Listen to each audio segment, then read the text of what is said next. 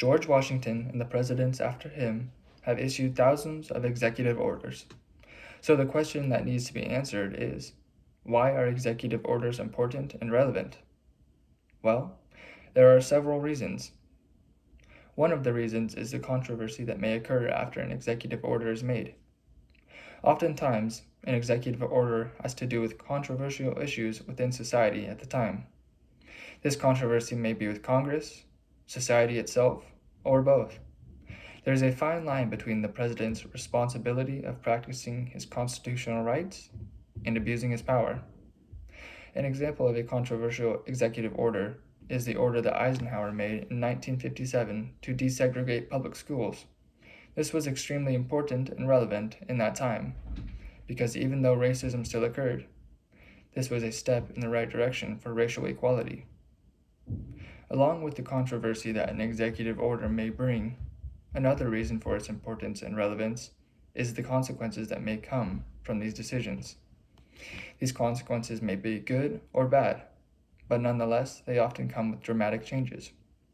The president is given a large amount of power, and with this power comes the ability to make decisions that can greatly change the country. Most would even argue that much of our country is the way that it is today because of important executive orders that have been made.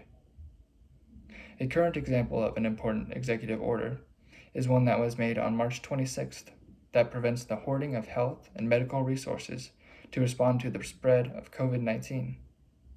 There are executive orders that are coming from Trump on a regular basis, and he's expected to make decisions to improve our country. Our first president, George Washington, only made 8 executive orders during his presidency. But with time, we have seen presidents make more and more orders. The relevancy of these orders has grown and become a key part of our country's government. The third reason that executive orders are relevant and important is the authority that is behind them.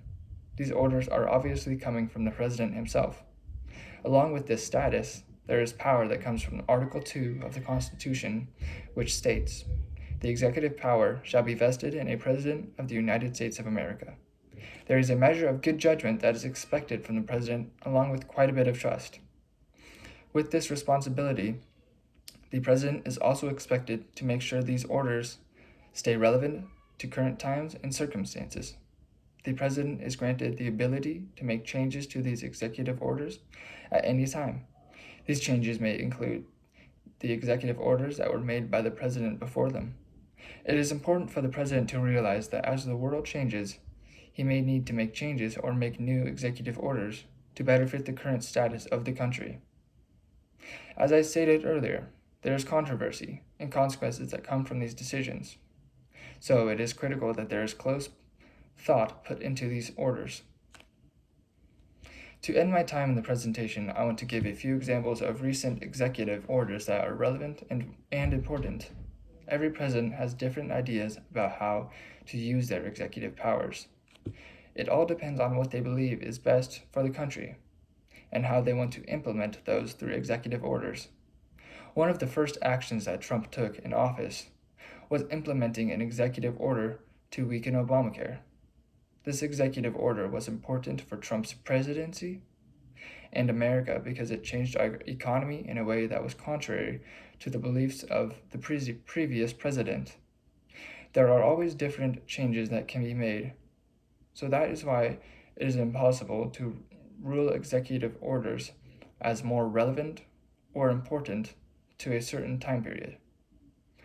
Arguably, one of the most important executive orders is the order that George W. Bush established in 2001 that created the Office of Homeland Security.